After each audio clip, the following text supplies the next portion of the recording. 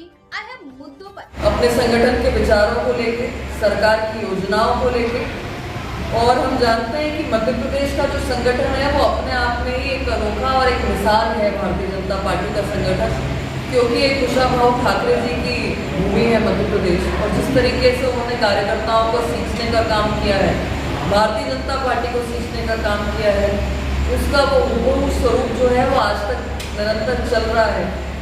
और हम देखते हैं कि आज जो समय आया है टेक्नोलॉजी का, जिसमें प्रधानमंत्री जी ने विशेष तौर पर फोकस किया है।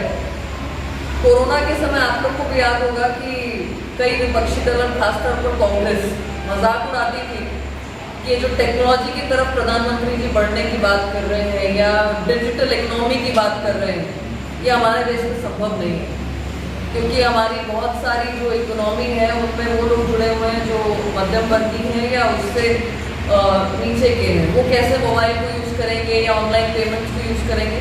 पर आज विदेशों से कई सारे राष्ट्रीय अध्यक्ष और वहाँ के लोग आते हैं, डेलीगेट्स आते हैं इस फॉर्मूले को देखने के लिए कि भारतीय इकोनॉमी को जो सुदृढ़ कर रहा है यहाँ का नागरिक, उसमें डिजिटलाइजेशन की कितनी बड़ी भूमिका है। G20 में भी आपने देखा कि एक प्रॉपर एक प्लेटफॉर्म बनाया गया था, जिसमें वहाँ के डेलीगेट्स आके इस पूरी फंक्शनिंग को समझ रहे थे ऑनलाइन पेमेंट की, कि डिजिटल इंडिया कैसे हुआ।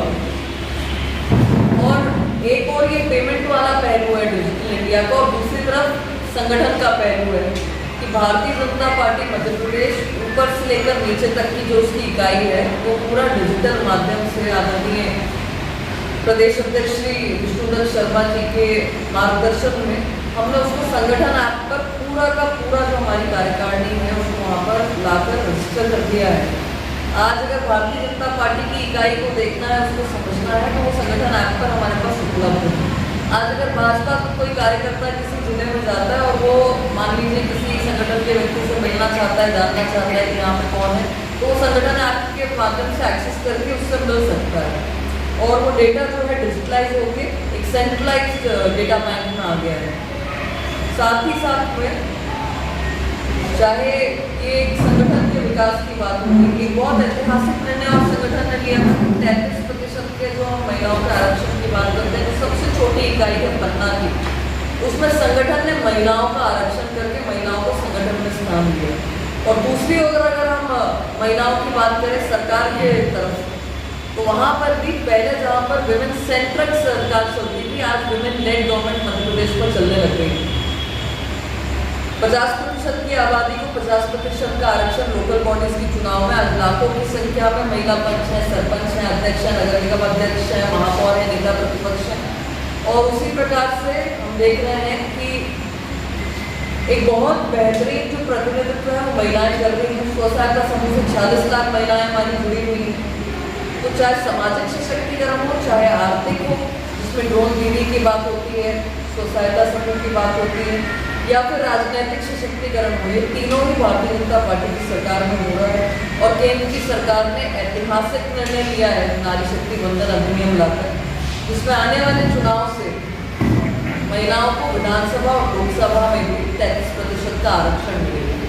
ये एकमात्र ऐसी सरकार है जिसमें प्रधानमंत्री जी ने शपथ लेते ही स्वच्छ भारत अभियान चलाया, आज टॉयलेट्स का निर्माण हुआ। दूसरा निर्णय लिया जिसमें उज्ज्वला के सिलेंडर्स उपलब्ध कराए गए। तीसरा निर्णय लिया आयुष्मान भारत का, जिसमें 5 लाख की कवरेज मिली। और हम जानते हैं कि प्रधानमंत्री आवास में बढ़ चढ़कर महिलाओं को हिस्सा मिला। बिचौलिए जहाँ पैसा खा जाया करते थे, राजीव गांधी जी कहते थे 1 रुपया भेजता हूँ तो 75 पैसा गायब हो जाता है, 15 पैसा प्राप्त होता है। आज वो डीबीटी जनधन खाते के माध्यम से डायरेक्ट खाता धारकों के पास जा रहा है।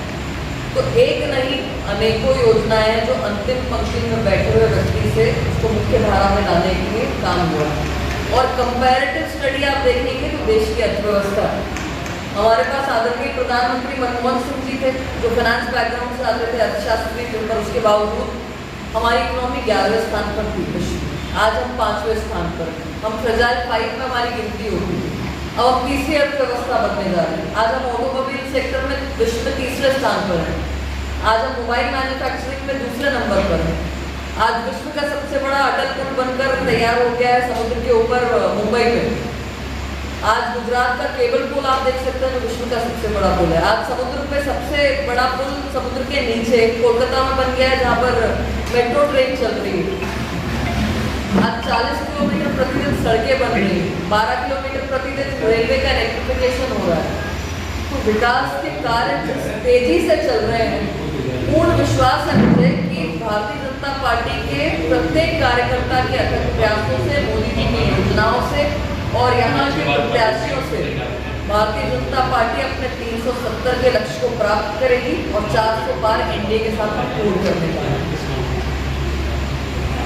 अब आपको क्या करना है? कमलनाथ जी ने जिस प्रकार से कांग्रेस की नीति को आगे बढ़ाया है, परिवारवाद को आगे बढ़ाया है, कांग्रेस के कार्यकर्ता कमलनाथ जी के करीबी और साथ में छिंदवाड़ा की जनता में आक्रोश है। कमलनाथ जी ने वाकई में अगर 40-45 साल की अपनी इस केंद्र की राजनीति में कुछ किया होता तो आज कमलनाथ जी को आंसू नहीं बहाने पड़ते।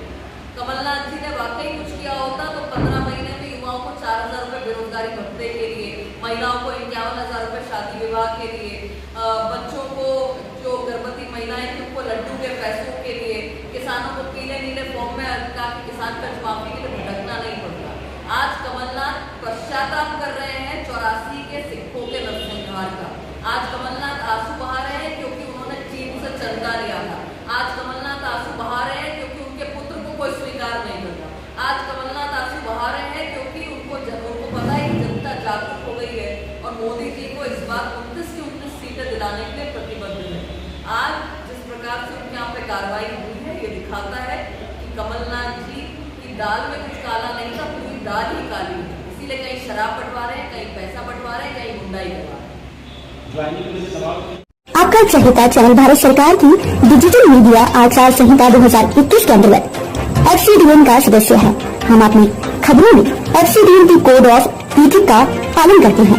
FCDN का सदस्य होना ही खबरों की प्रामाणिकता है।